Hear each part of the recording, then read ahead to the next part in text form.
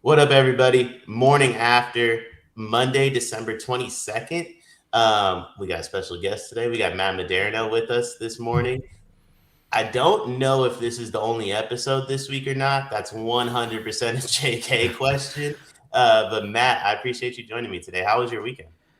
It was great. I had a rough morning after on Saturday because I am old and cannot hang, and the work holiday party got me Friday night. So I still feel like I'm like maybe only 90% back, which is Dion, you got a little ways to get to this point maybe, but it's the hangovers now last like an extra 2 days, so it becomes like the Monday after is still a little rough, but we're gonna power through and talk some hoops.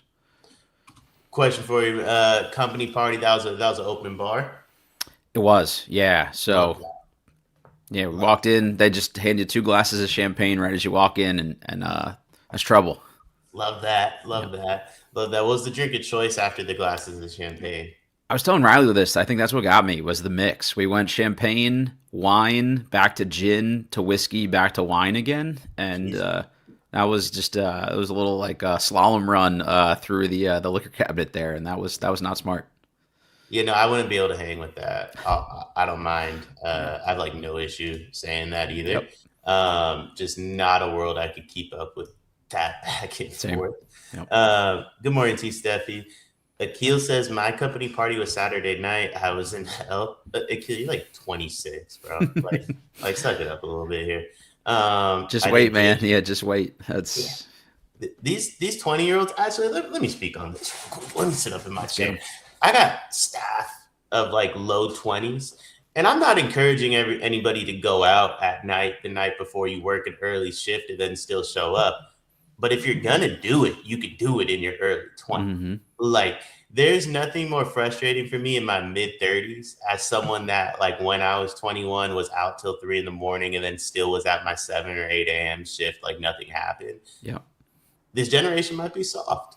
I've been putting them on the hot seat the last few months just because it's like, oh, you went out last night, you didn't get home till 2. You're 21. That's what you're supposed to do. You're supposed to, like, respectfully, like, love my job. I need them to care about their job too, so I probably shouldn't be encouraging this. You're not supposed to care about your job. You're supposed to go get hammered the night before. You're supposed to go have fun, and then you're supposed to show up to work for your couple hour shift and just get through it. That's the whole point of being in your early 20s. Yeah, you haven't lived until you've gone back to work the next day in the clothes you wore the day before and had to get off the train in the morning to throw up to get back on the train because it made you motion sick and then still power through and get to the office. So, yeah, that's what we're dealing with these days. Dion, they don't have the dedication that we did to be degenerates and they're going to sleep early and getting rest and eating well like It's crazy. Bush League. They're taking care of themselves, I Matt. know. Come on. It's embarrassing. That's I, right. I had one staff member tell me that he wasn't sure he could make it in because he had to pull over on the highway to puke. I was like, man, that was Reset once a button. week. That That's was right. once a week. Yeah. Like, that's what you're supposed to be doing. It's incredibly soft. Um, Low key, speaking of soft though, the Duke Blue Devils. Unbelievable segue. That is a pro move. Yeah, that's the perfect word for it.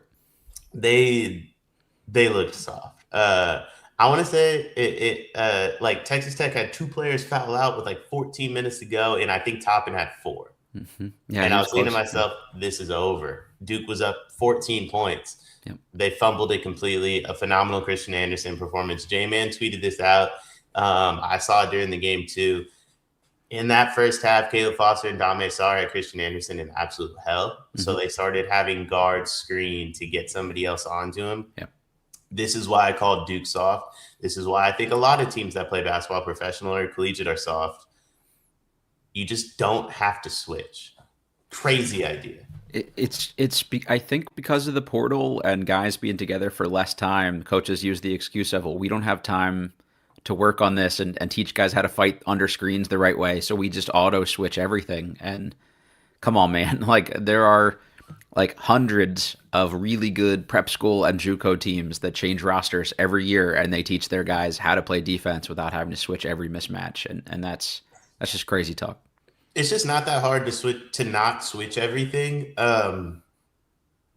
It's the NBAification of college basketball. That's really all it is. I mean, coaches can come up with whatever excuse they want to come up with, but it's really just Jaden Sparks says, I'm ready for the Bama game. When does Bama play? Oh, January 3rd. Okay, that'll be a fun It's one. coming, yeah.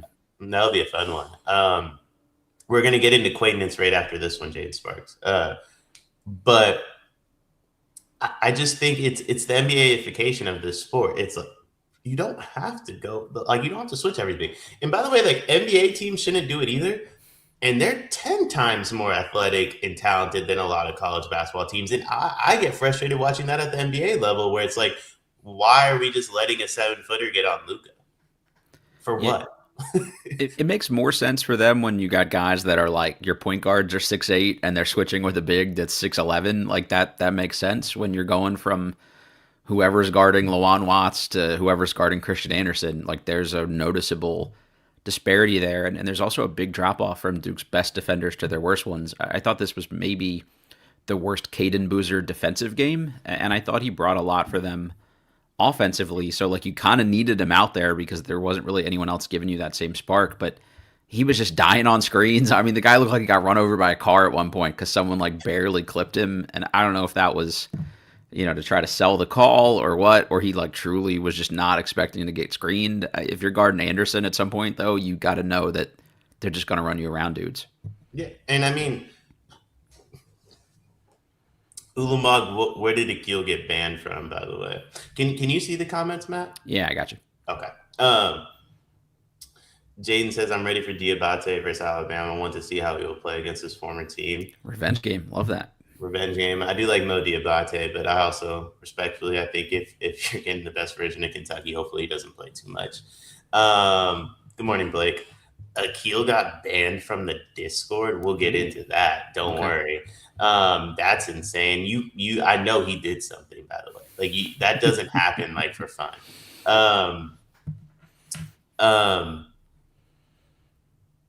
Duke has so much talent on this roster. Yeah. Two things. Oh, he just got timed out. What do you get a timeout for?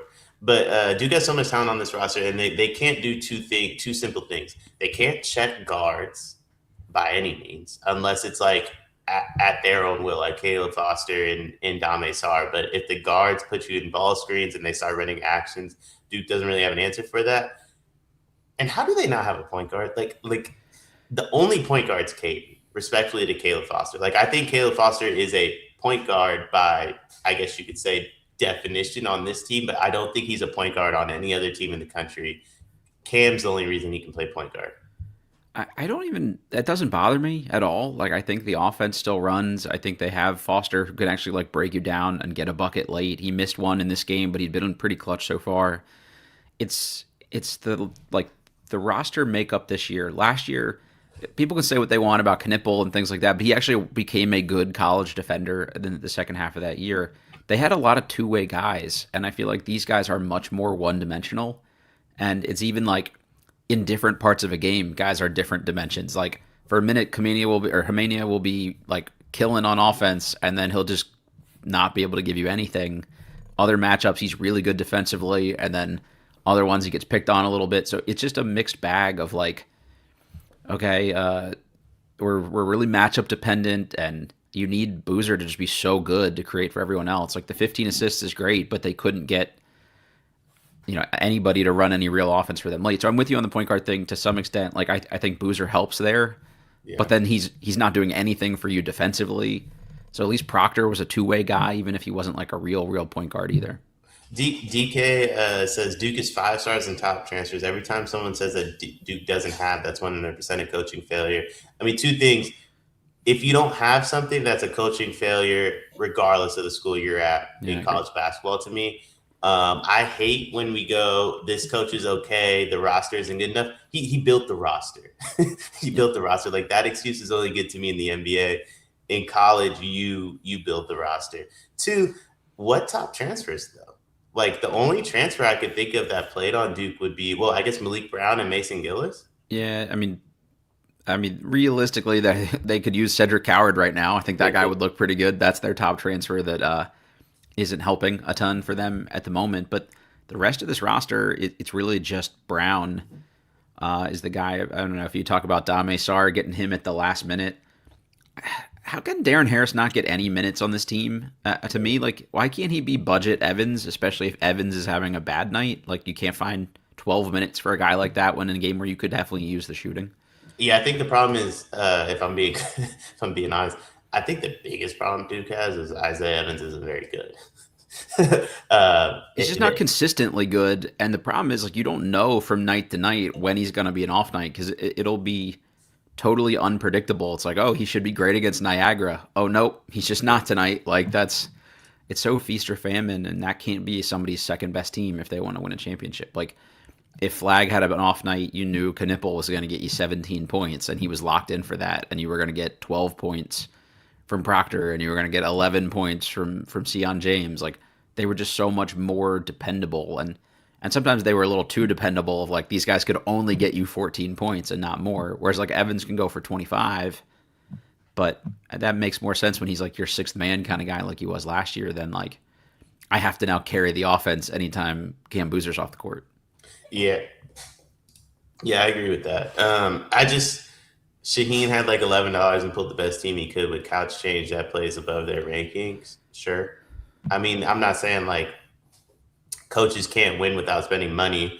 I'm just saying like for the most part you control the roster you build in Sure. college basketball, and obviously there's a financial element to it now. And yeah, I think if Shire had a do over on this one, I think he has a point guard. However, there's a potential rookie of the year that should have been on this team. And I think that I don't think we're talking about that enough. Like there was a guy that Shire said, I want him.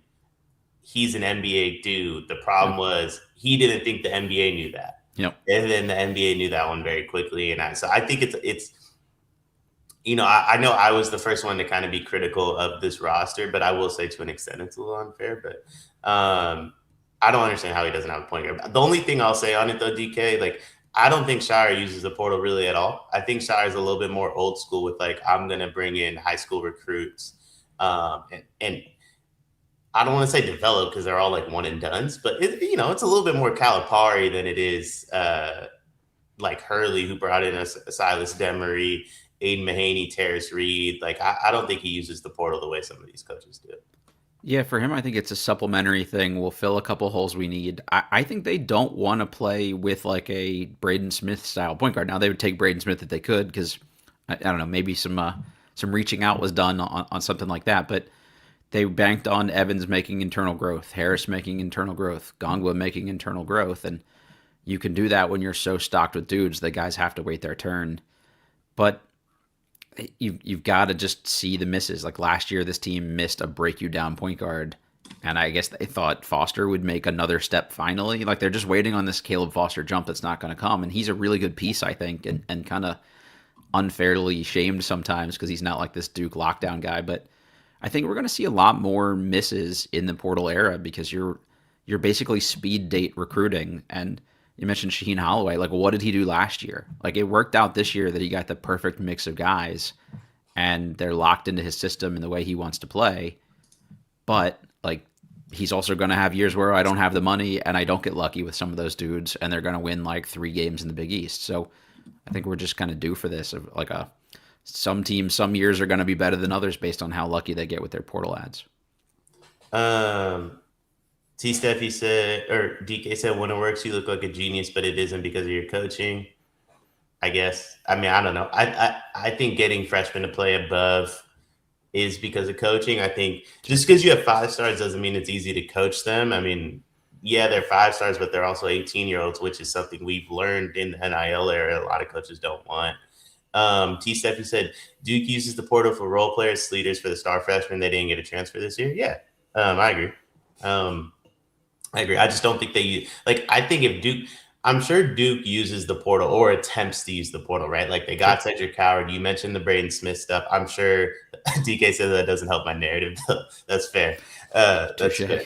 I'm sure they did some reaching out to a Xavier Lee probably as well. Like I'm sure he they was on their list. Yeah. I'm sure they threw feelers out there and just didn't get certain guys. But like, I don't think like just because Shire says I want a point guard in the portal and does like a reaching out to like a Braden Smith or a Xavier Lee doesn't mean he's gonna settle. for any point guard in the portal, right? Like he's not going to do it in Kentucky fans. I don't mean this disrespectfully. He's not going to throw a bunch of money at the star point guards and then be like, okay, I'll take Jelon Lowe. Like he's a little bit more comfortable not using the portal. Like if it allows him to get one of the best players in the country, sure. If it's just another guy, I don't think he's not desperate to use the portal through that lens. Speaking of the portal, though, the biggest portal acquisition, in my opinion, in the history of the transfer portal. Wow. I'm so high on this guy. So high on this guy. Jane Quaintance. I thought you were going to go Cam Williams. I'm shocked. Jaden Quaintance. This is my guy. I've said it since he got to Kentucky. He is legitimately a guy that probably should be playing for your Wizards, but he was too young to be in the NBA draft. True. So he's back in college basketball. There's a difference between an NBA player playing college basketball and a guy that was just too young to be in the NBA playing college basketball. And he showed that on Saturday. But what were your thoughts on JQ's performance? Honestly, I had less about him individually. I know I'll let you give him the praise there. I thought he was good. I thought just the big man position overall for them, what he does, it moves all these other guys kind of down the pecking order in terms of importance. Like I know Moreno still started. That'll eventually change when Quaintance is fully, reintegrated in the lineup here. But they had much more of like an even platooning. And then you only have to give Garrison like 12 minutes now. You're not relying on him to play 25 minutes in the biggest game of the year. And I think that's a huge difference for them. It's just you shift everyone down in terms of what they have to do role-wise. I thought Moreno was really good because they freed him up to just be like a big burly body. And, Quaintance could come in and spell him enough. So he's great. I think he boosts everybody on the team. I also felt like they just had a little more swagger because they got like their guy back out there. I think Lowe helps with that a ton too, of just like, get me a few easy looks, a couple lobs for people, and now guys are like swagging a little bit. And I thought that was noticeable as that game went on and they kind of factored back in.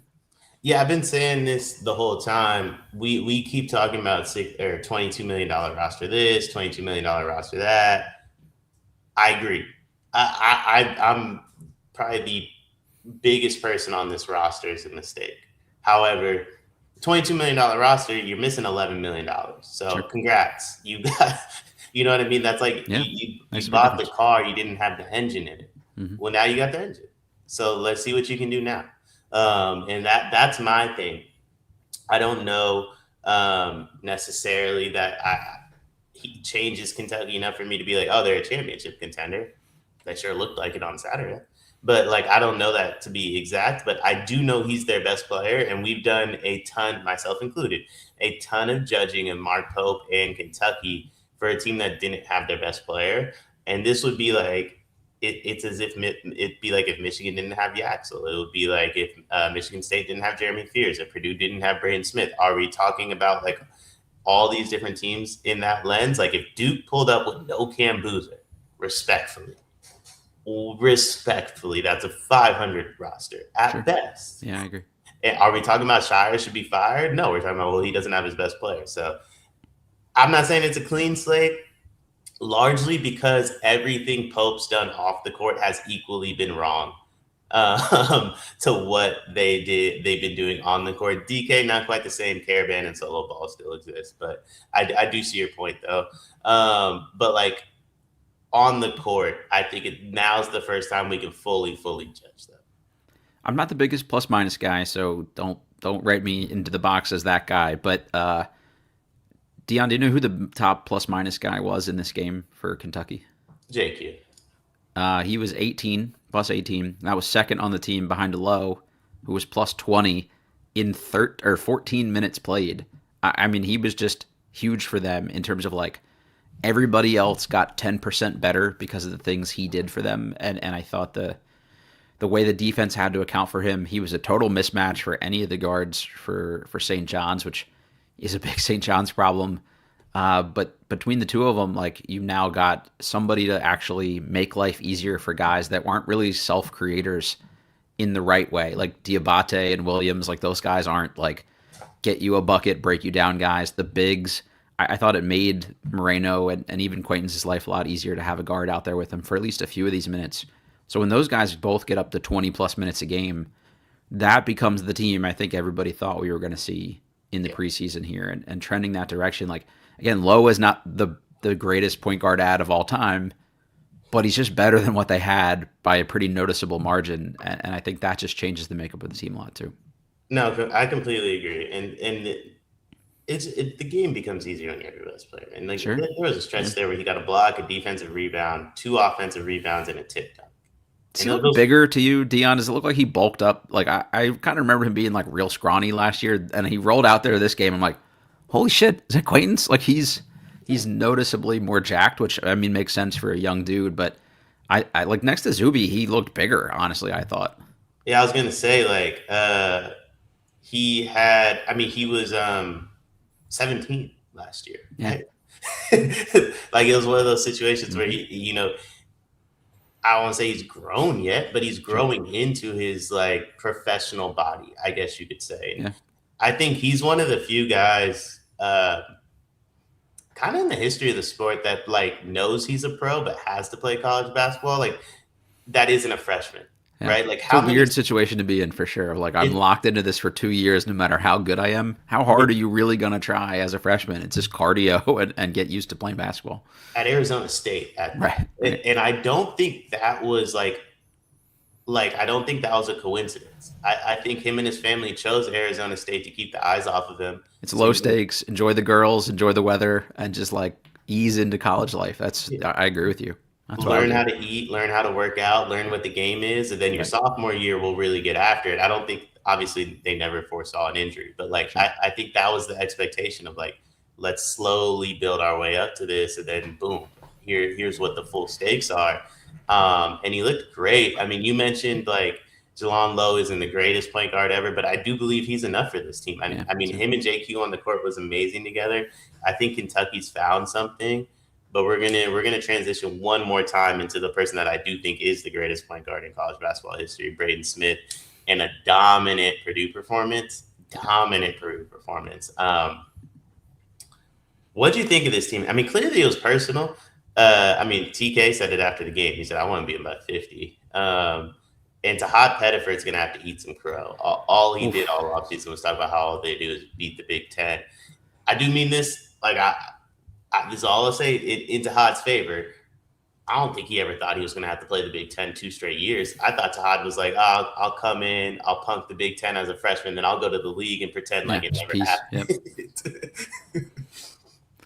Yeah, they're bad. I mean, like this is Purdue is good, but also Auburn is bad. And like I've been a big Keyshawn Hall guy. I covered him here while he was at George Mason, and he's always been really nice to me. So I like seeing him do well. But he just can't be your entire team's offense. It's just like that. I mean, like he's really good at doing that, but it's him and Kevin Overton are like your only two guys that are capable of scoring a basket, and that's kind of wild. And they honestly limited his ability to even get enough shots to try to take over a game like this. Like I don't know, man. They were just so much better across the board here. And you look at a team like Purdue, where you can have a night where CJ Cox really steps up and plays super well, and like Lawyer doesn't even have a good game. They can survive that. A team like Auburn, if you turn the water off for Tahad Pettiford, okay, cool. Like what other guards are doing anything? Oh, cool.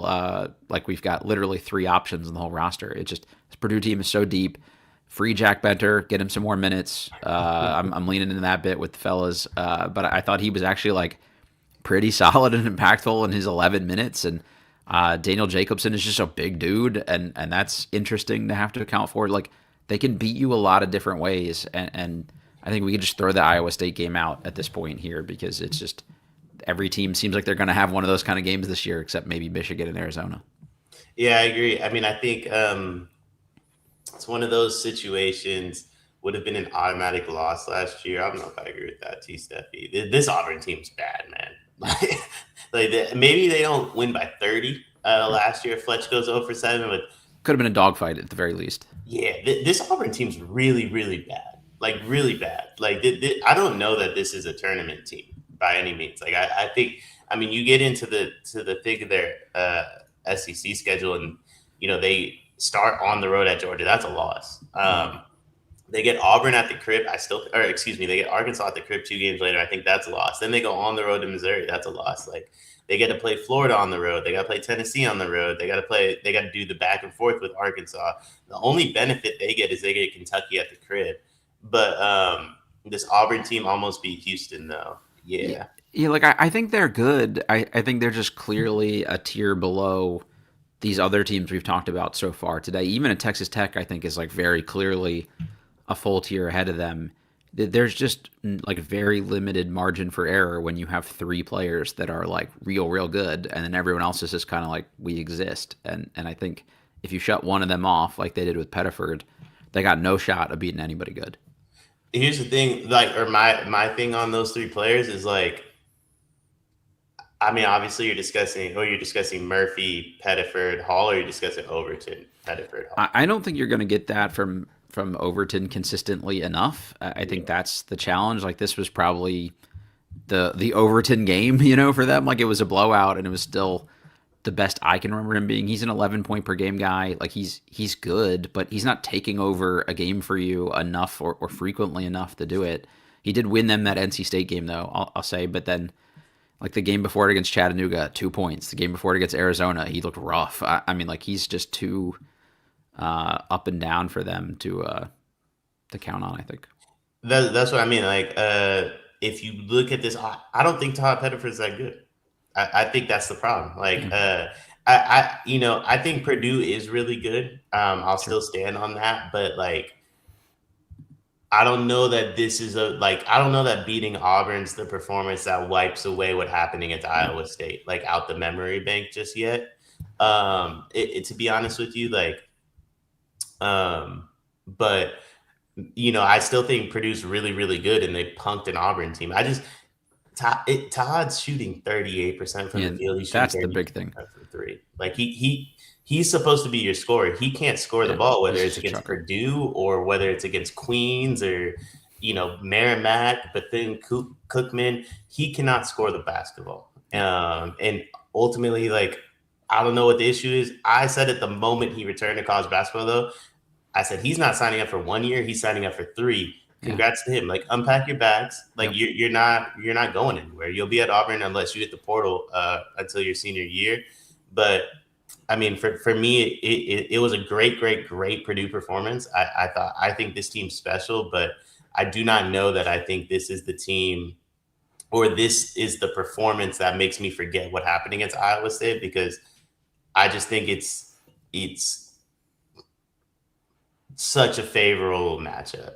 To me, it's a styles make fights thing with Purdue and Iowa State, and Purdue and a few of the other teams that are in the top 10, more so than a talent thing. I think Purdue has more talent than anybody in the country. I was like on like death watch with them after that game. Of like, well, their year's done. And I think what this game reminded me of just there are so many pieces, and I think it makes it easier to like just say like that was a one off, right? Like they got boat raced, they got punched in the mouth. It's a team that didn't expect to get punched in the mouth, and they just sort of crumbled. And hopefully that's something you learn from and you bounce back from, and whatever cliche you want to throw out there as a coach to try to get them to forget that. But it's just easier to look at this group though and say, man, there are a lot of dudes here, and there are a lot of pieces, and they are really deep, and they're good players are really good players. So I think it was just a reminder of like what the really good stuff does look like, regardless of opponent. And I know I feel better about them. Maybe you're right; it doesn't totally throw that away. I don't know if I feel like they're the contender to win the national, the number one contender to win the national championship or anything anymore. But I feel better about them than I did 2 weeks ago, I guess. Ulamog asked, what's the schedule like the rest of the week? That's up to JK. Today will be my last day. On the morning after, I'm going to Palm Springs with my family tomorrow. So that one's completely up to JK. No promises on anything. But if you guys want to bother him on Twitter about it, I personally think that would be hilarious. Just Back to Purdue. on that, Dion, I think Greg had said today would be the last stuff for major stuff to go up on the channel. So I would imagine it's probably the last one. Probably nothing on the channel then. Probably no morning after the rest of the week. JK is also sick, so it was probably unlikely either way. Feel better, JK, if you're listening. Yeah, he'll be all right. Like, appreciate that, Blake. Well, but like, so if college basketball had a playoff system and you're ranked in the top 12, if Purdue slaughtered Auburn by 28, I don't think they move in the rankings. Yeah, That's my thing on it. that's Like fair. I don't think beating Auburn, a team that has no business, like Auburn's not winning a game in the tournament, let alone like the second weekend, let alone the Final Four. Like they'll be lucky to be there. And I think Purdue deserves a ton of credit for handling business, but the only reason I bring it up is I just think this specific Purdue roster is so far removed from, like, I don't want to say victory lapping because I don't feel like that's what Purdue fans did by any means, but like hanging their hats on a game against Auburn just Sure. because of how good they are.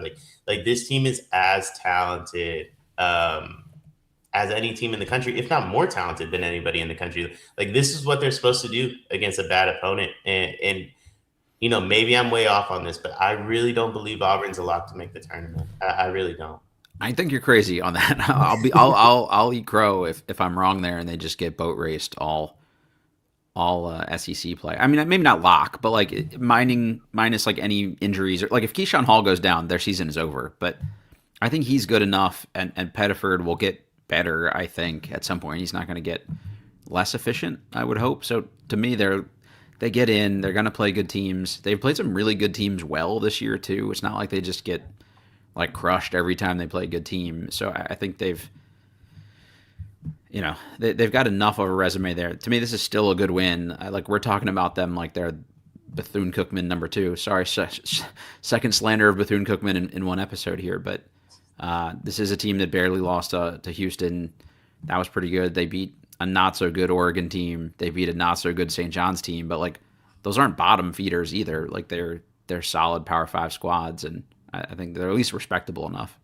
Yeah, I think they're solid, but I don't know that solid like it gets you a lock for like I think they'll be on the bubble. Okay. Um, I think they'll be on the bubble. Like if they get in, that's great. They can get boat raced in the first round by somebody, and like congrats to them.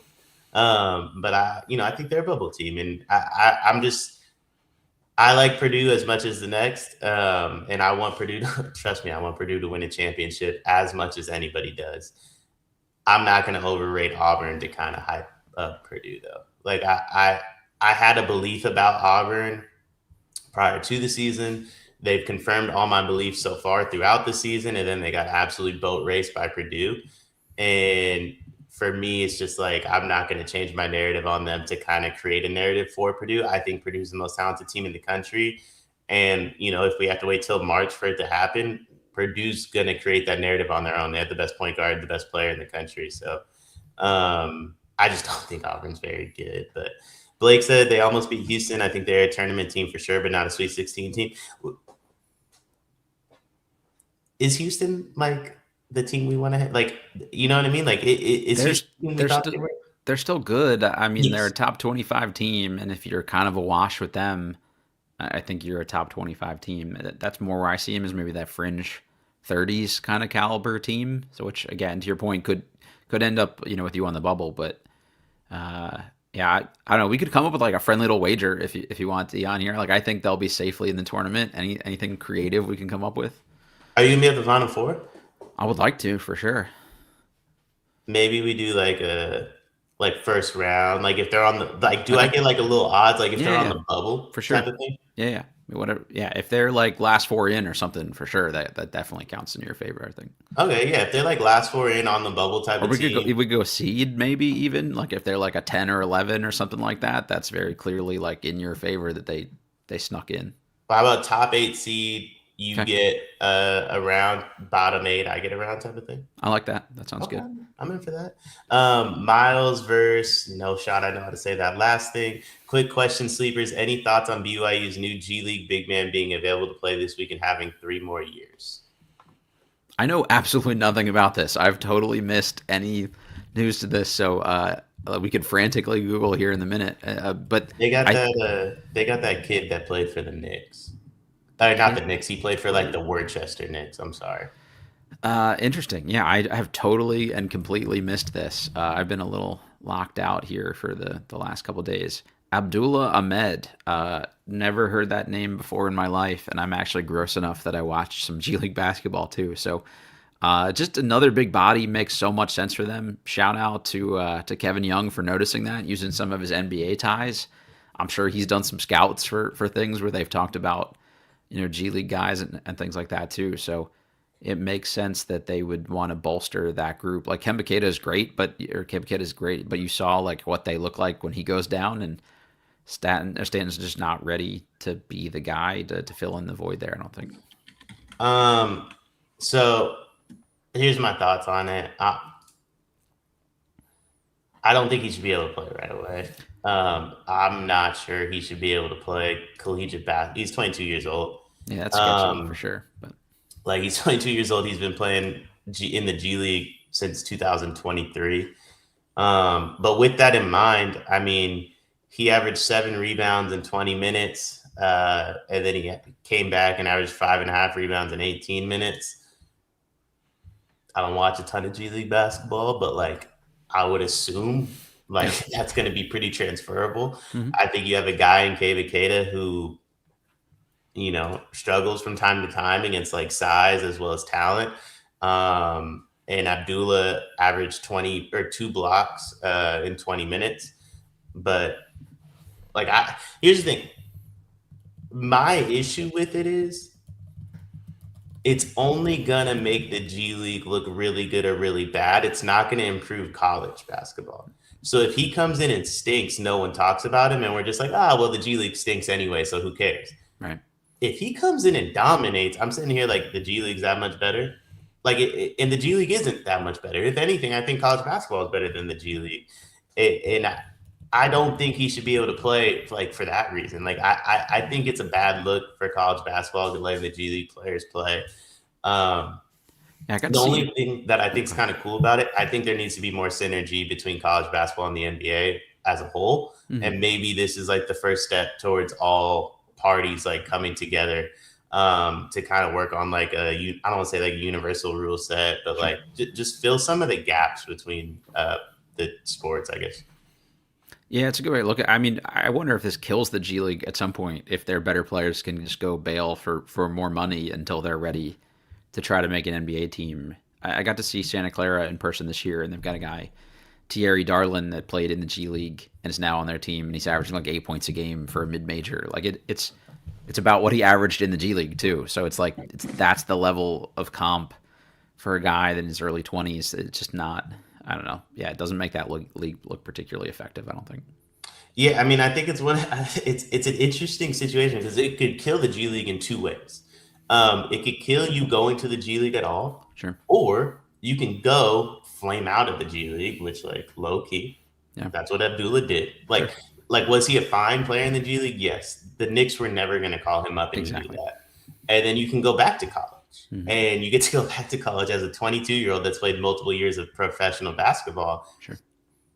I mean, I would hope you're pretty good. That's all I'm gonna say. Mm-hmm. I would hope he's pretty good. Salute KY. I think it's a win-win for him. In a worst case scenario, he goes with the same rotation that's been really good the whole year, and he Exactly. doesn't miss anything. In a best case scenario, he just got a professional big man to commit to his roster. So I Yeah. think it's a win-win for KY. I think it's a win-win for Abdullah too. No Mm-hmm. one knew who he was a few weeks ago. Exactly. Playing next to AJ, you're going to get way more eyes than playing on the Knicks for sure. The He's Westchester Knicks. He's the talk of the town. And like worst case scenario, he does have a G League career in front of him. Clearly, he played 18 minutes a game, 20 minutes a game. Like he's clearly going to be a G League rotational piece. So like, Mm-hmm. I think it's a win-win for him. It's a win-win for KY. I think it's a lose-lose for the NCAA. I think if he's bad, it's like, what are we doing? And if he's really good, it's like, what are we doing? Like we let this kid play college basketball and we let him play immediately. I think it's a lose-lose for the NCAA. The play immediately thing is what's weird to me. Like I actually don't really give a shit what they do in terms of like where they get their players, what the rules are. If they can play in Europe, they should be able to come back from this league too. But coming in like, oh, I'm showing up second semester now. I've just made this decision at the last minute. Like you basically can recruit on the fly, and it's just going to be good teams that are missing. Like if I'm Duke, I'm like looking around the G League teams to see if I can go find like a bucket getting point guard and who's got some eligibility left that can come in and just be like my get me over the top to win a championship guy. It's basically mid-season transfer portal, which is kind of nuts. The immediately eligible stuff is crazy. I And you know what? Like maybe this is me looking at the G League the wrong way too. For what it's worth, there's something different to me though about somebody coming from a low end league in Europe Mm-hmm. and coming from the G League. I don't know why. Because to me, I don't know. Yeah, yeah. Honestly, to me, if you're in the G League, you're one step away from the NBA. If you're playing in that league that everybody's coming from in Europe for the most part, you're not one step away from the NBA. Like I think the only guy that really like committed to collegiate basketball that prior to college basketball was a step away from the NBA was probably Omer Meyer. The rest of them are, and maybe Hans Steinbach, but the rest of them, like Luka Bogovac at North Carolina, I always joke with Riley about him. No shot. Like, no shot. He was playing in a low end league in Europe, right? Like, that is so much different to me than you are a couple good plays away from a 10 day. It's just a different world. Yeah, the guys that like are running the G League are guys that played multiple years of college basketball and were fringe pick guys anyway. And maybe they were too old or a little too small or whatever, or they're Tristan Newton that just they're missing one swing skill. The guys in the bottom half of the G League, the guys they're filling out rosters with, the guys we've seen come to college basketball so far, they're light years away from the NBA to me, regardless of what their zip code is. Whereas someone like running the Adriatic League, I think Right. is like probably much more appealing to an NBA team. So like I get it from that perspective of like there's levels to this, but still just come up with a rule. Do be like a governing body if you're going to take everybody's money to be a governing body. NCAA like just standardize it. Teams are going to keep doing this, and we're going to keep complaining about the product. Yeah, I agree from your sentiment of like if they're able to come over from Europe, they should be able. When do you get on a plane?